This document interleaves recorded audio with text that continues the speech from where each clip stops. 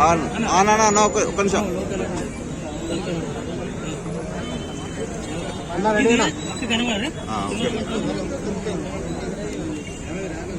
నిన్న రాత్రి ఏదైతే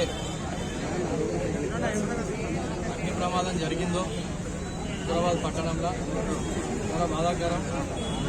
అది షార్ట్ సర్క్యూట్ వల్ల జరిగిందని ఇక్కడ అధికారులు చెప్తున్నారు. ఏదైతే ఇక్కడ దాదాపు 25 నుంచి 30 దుకాణాల వరకు రోజువారీ అమ్ముకునే ఇక్కడ మన అధికారులు ఆల్రెడీ ఆర్డీఓ గారికి ఆదేశాలు ఇచ్చడం జరిగింది, ఎంఆర్ఓ గారికి ఆదేశాలు ఇచ్చడం జరిగింది, మంత్రి గారు పొన్నం ప్రభాకర్ గారు రాత్రే ఆదేశాలు ఇచ్చింది.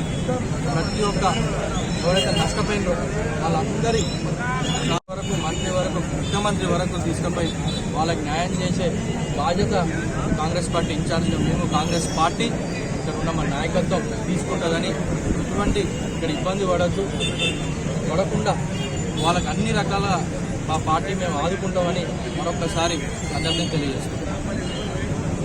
ప్రభుత్వపరమైనటువంటి నివేదిక పూర్తి నివేదిక వచ్చిన తర్వాత ప్రభుత్వ పరంగా ఖచ్చితంగా ఏ రకంగా ఏవైతే వాళ్ళకి రావాలో, ఏవైతే ప్రభుత్వ పరంగా వాళ్ళకి ఎక్స్ప్రెస్గా కానివ్వండి, ఆర్థికంగా ఏ రకంగా కావాలని మేము చర్చించి వచ్చే బాధ్యత కూడా మేము తీసుకుంటామని మరొకసారి నేను తెలియజేస్తాను. మా ప్రయత్నం ఖచ్చితంగా ఉంటుంది.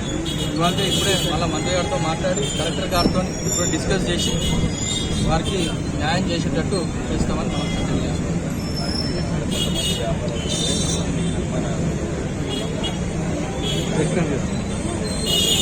నేను ఇప్పుడే అధికారులతో మాట్లాడినా వాళ్ళు దాదాపు అక్కడ ఉన్న పక్కన వానబడ్డది. ఇలా రాత్రి కూడా ఇక్కడ వానబడ్డది.